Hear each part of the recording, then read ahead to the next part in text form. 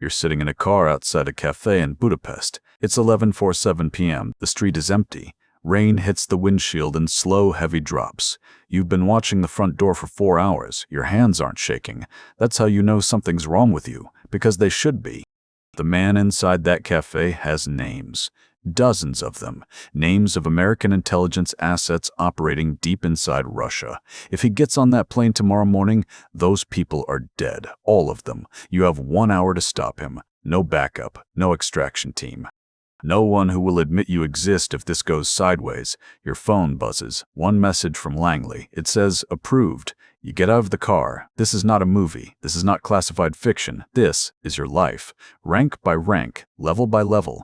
From the bottom of the most powerful intelligence agency on the planet, all the way to the very top. Welcome to POV Classified. Every rank, every secret, every consequence. Let's begin. Rank 1, the applicant. You don't get recruited at a coffee shop. That's the movies. In real life, you find the See a Careers page online at 2 a.m. Maybe you're a college junior.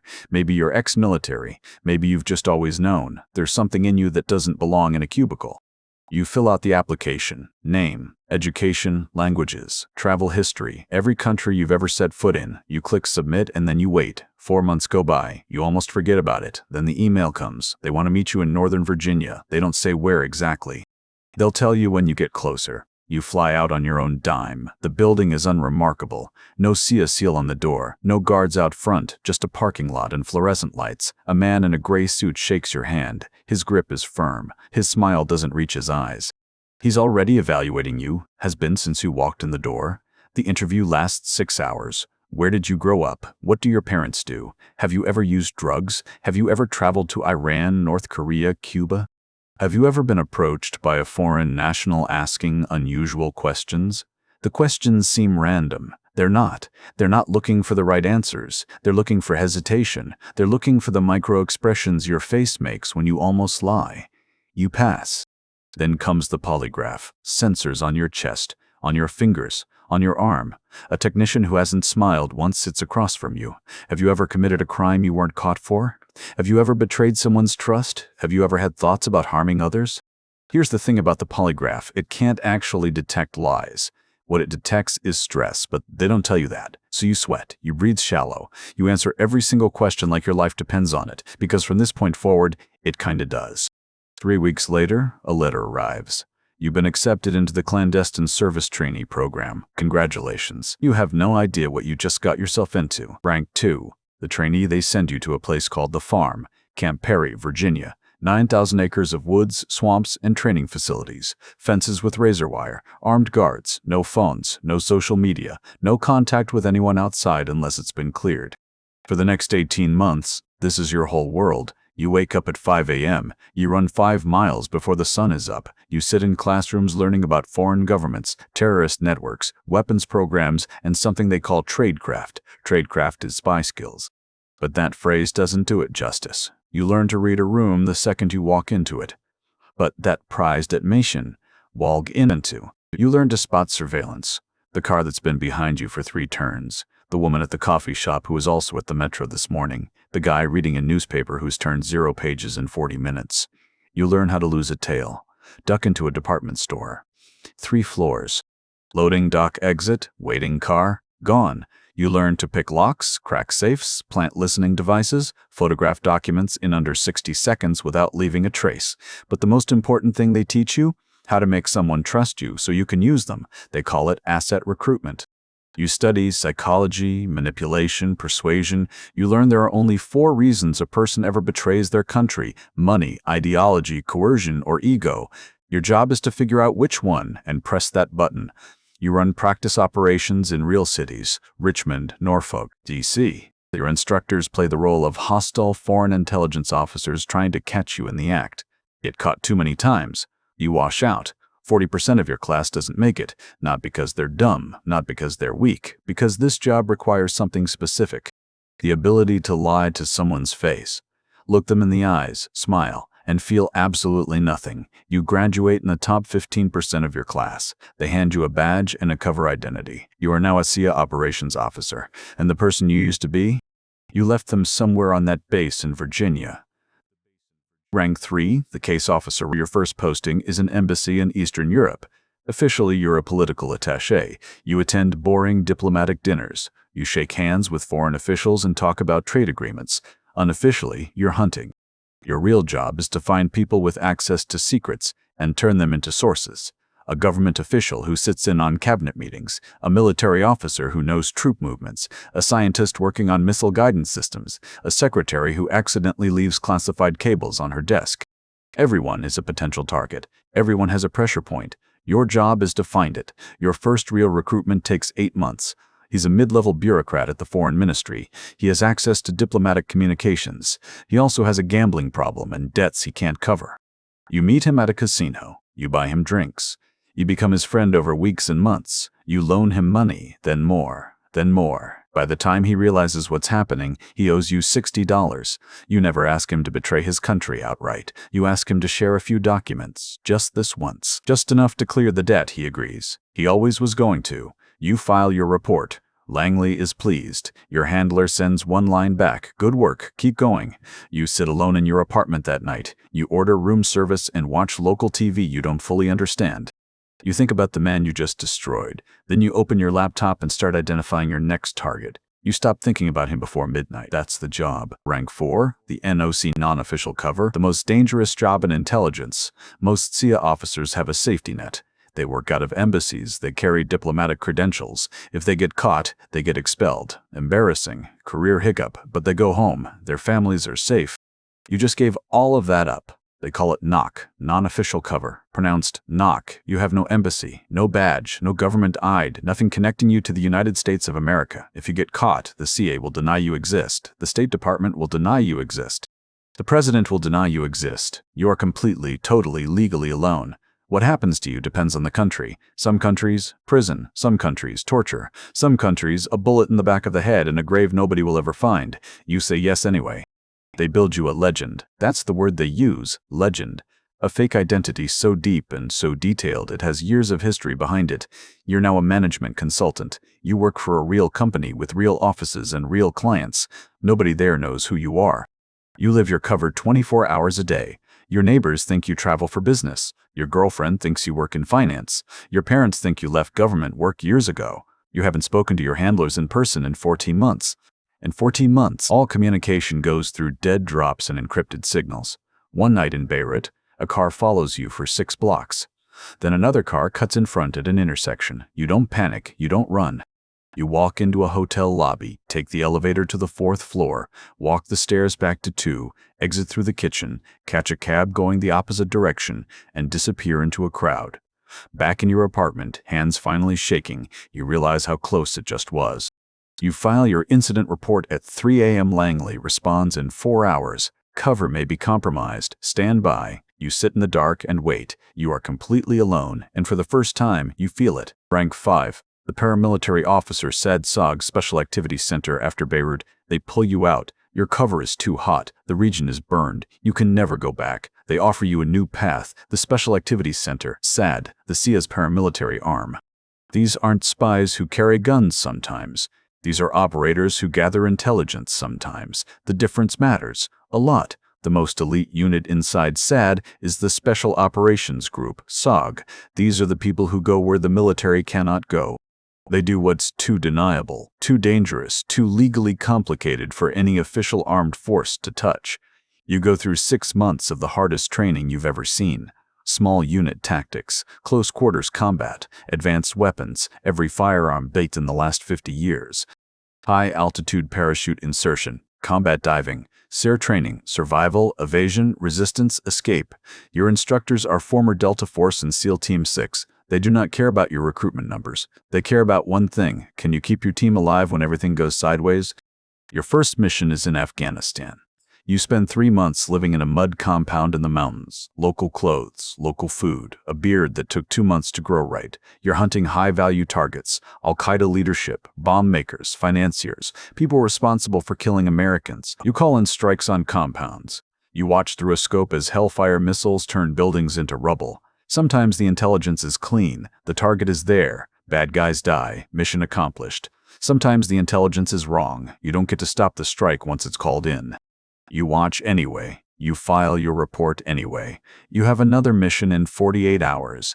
You cannot afford to feel what you just felt, so you don't. That's the first time you notice something in you has gone quiet, something that used to make noise. You don't know what to call it. You just know it's not there anymore. Game rank 6, the team leader. The team leader 5 years in. You run your own team now. 8 operators, 4 career TRAINEE paramilitary, 4 contractors, former special forces guys who left the military and now make 3 times your salary. You make the decisions. You carry the outcomes. Your team deploys to Libya during the civil war. Gaddafi is falling. The country is pure chaos. Militias fighting in the streets, weapons depots being cracked open. Your mission, find and destroy chemical weapons before they disappear into the wrong hands. 15 tons of mustard gas that the official record says doesn't exist.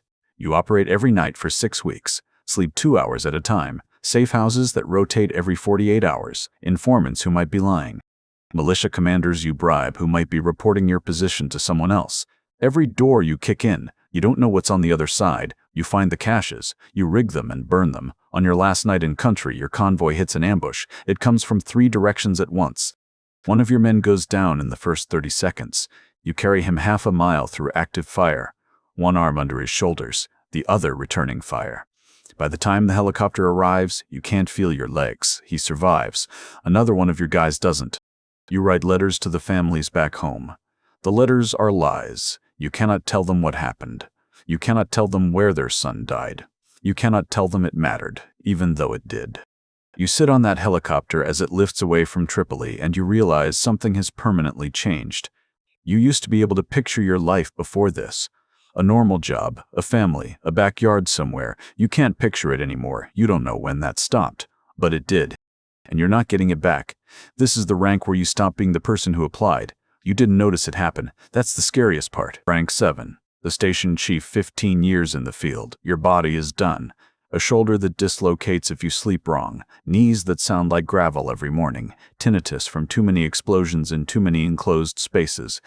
You are 43 years old and the doctors say you're running on fumes.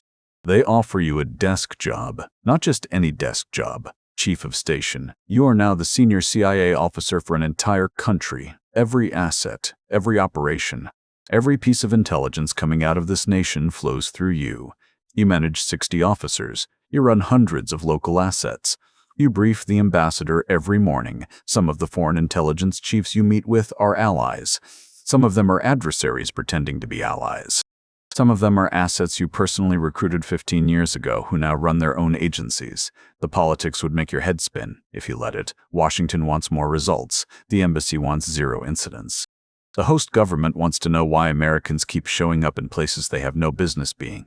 You sleep 4 hours a night. You haven't had a vacation in 4 years. Your marriage ended during your second tour in the Middle East. Your kids are grown now. They know the cover story. They know the version of you that exists on paper. They don't know you. Not really. You're not sure you do either. Rank 8, the black site commander. They need someone to run a facility that does not officially exist. A black site. The host government has been paid off. Local security provides a perimeter and asks 0 questions. The facility looks ordinary. An old warehouse, maybe a former military base. Inside there are cells, interrogation rooms, medical facilities designed to keep people alive, not because anyone cares, but because dead people don't talk.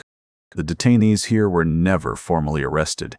They never appeared in front of a judge. They have no lawyers, no rights, no official existence.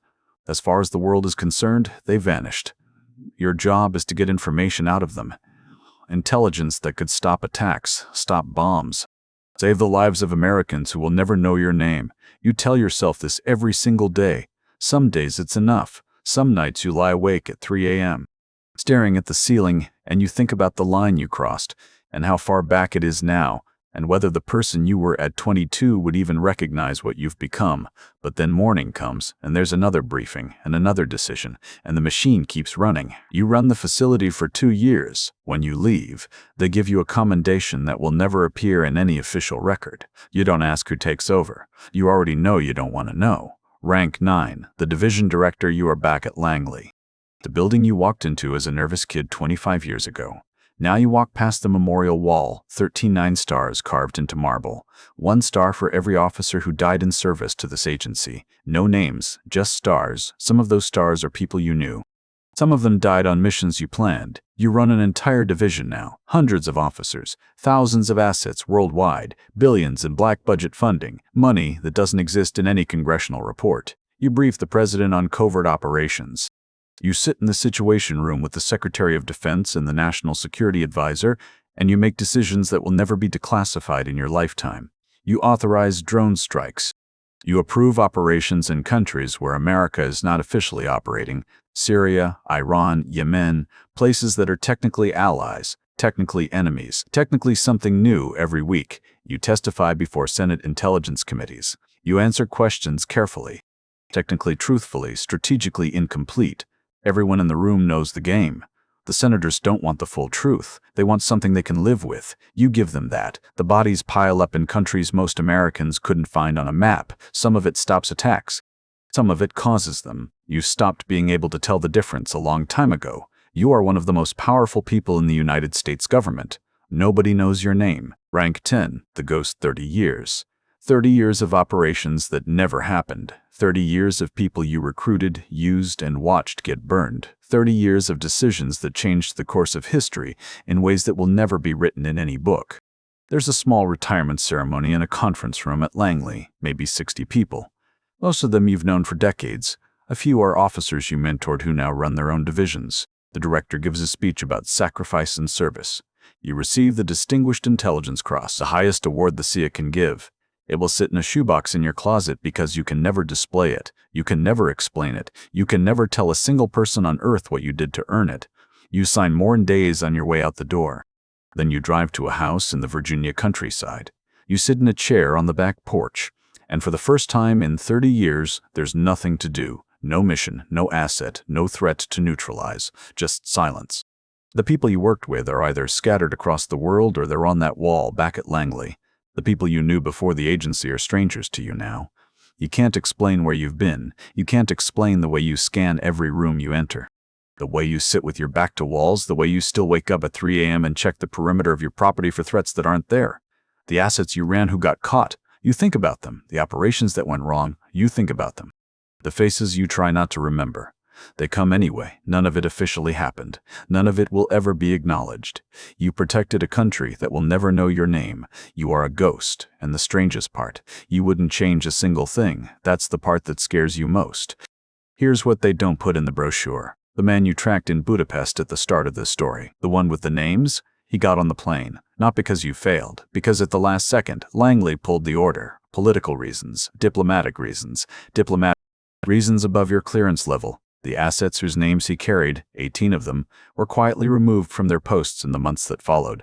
No official record, no acknowledgement, just 18 people who were there one day and gone the next. 18 stars that will eventually appear on a wall in Virginia. You filed a report about Budapest. It was classified at the highest level. Then it was buried. That file will not be declassified for 50 years, long after you're gone, long after anyone who was there is gone. The truth about what happened, what you did, what you sacrificed, what it cost, will sit in a vault. This is the world that exists beneath the world you know, and you just lived every level of it. If you made it to the end of this video, you already know this channel isn't like anything else out there. We don't do summaries. We don't do lists. We put you inside. Next up, your life inside the CIA unit that doesn't exist. No name, no badge, no record. The sad SOG, the most classified strike force in American history. They don't get captured. They don't get rescued. They don't exist. Subscribe to PAV Classified because the world has secrets and you deserve to know every single one of them.